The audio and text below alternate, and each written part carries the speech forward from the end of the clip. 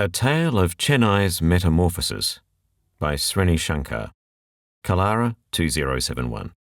Narrated by David Tredinik. Once upon a time in Chennai, back when we still called it Madras and tea cost a whole 1.5 rupees at the roadside tea shop, there lived a man named Mr. Ramaswamy in a modest house on Usman Road. His house had a front yard with a hibiscus bush, backyard with a neem tree, and a compound wall short enough for neighbourhood kids to sit on and gossip like small-time politicians. The road in front of his house was so quiet you could hear the postman's cycle bell from 2 streets away.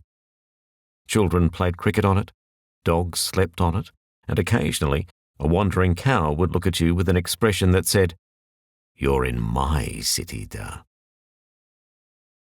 Life was slow, sweaty, and sweet.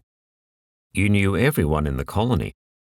If Mrs. Iyer made Mysore pak, the smell would waft across the neighbourhood, causing spontaneous visits and mysterious disappearances of Tupperware lids. Fast forward 35 years. The house where Ramaswamy once dozed on his easy chair is now a 7-story apartment complex called the Vastu Enclave, where no one knows their neighbour's name, but everyone knows the Wi-Fi password of the flat upstairs, because the signal is stronger. What used to be one family on one plot of land is now 42 families stacked like dosas in a tiffin carrier. The front yard? Now a security cabin where a sleepy watchman guards delivery boys from over-enthusiastic residents. The backyard? A concrete parking lot so tightly packed that one needs divine intervention and a 17-point turn to reverse out a Honda City. The roads that once hosted cricket matches now host traffic jams so intricate they could be mistaken for abstract art. You don't drive in Chennai anymore. You flow with the chaos like a stubborn leaf in the Coom River. Ramaswamy, now a grandfather and proud member of the Back in My Day WhatsApp group, visits his old neighbourhood occasionally. He stands on the corner, scratching his head, trying to spot anything familiar. The cows are gone, the cricket has moved online, and the only hibiscus bush he sees is on a 3rd-floor balcony in a plastic pot that looks suspiciously like an old paint bucket.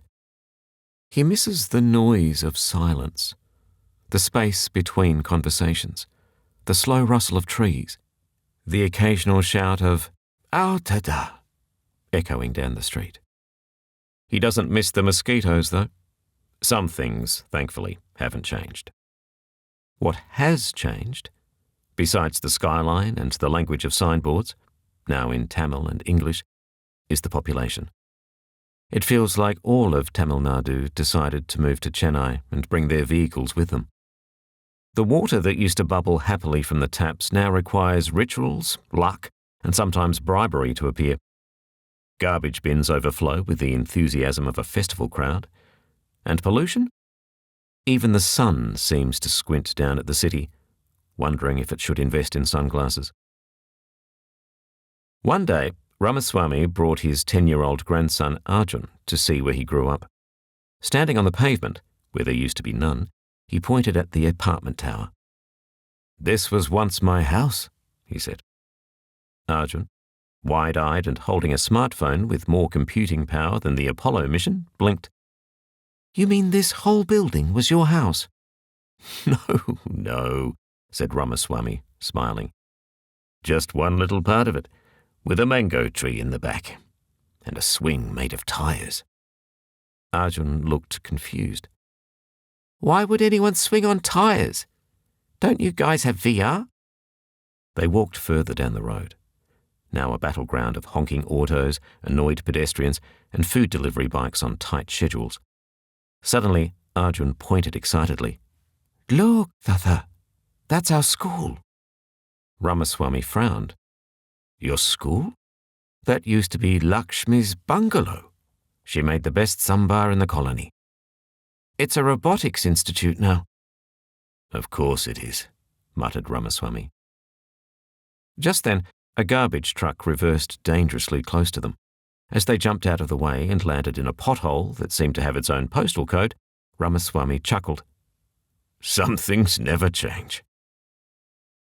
Later that evening, sipping filter coffee that tasted suspiciously like instant brew, he looked out of his high-rise apartment window. The view was mostly other apartments, a billboard advertising luxury living, and a patch of land that had miraculously not been built on. I heard they're making a mall there, said his daughter. Ramaswamy grunted. But Appa, she continued, they say the top floor will have a park, with trees and all, like the old days. He raised an eyebrow. A park on top of a building? She smiled. Yes, and there's a new project.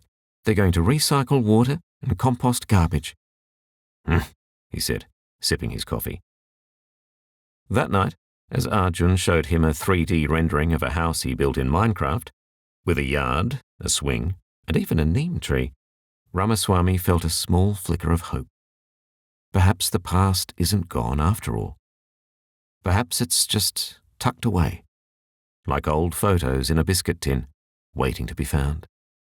And just perhaps, the future of Chennai isn't about turning back time, but finding room in today's bustle for yesterday's warmth, even if it comes wrapped in concrete and honking horns. The end.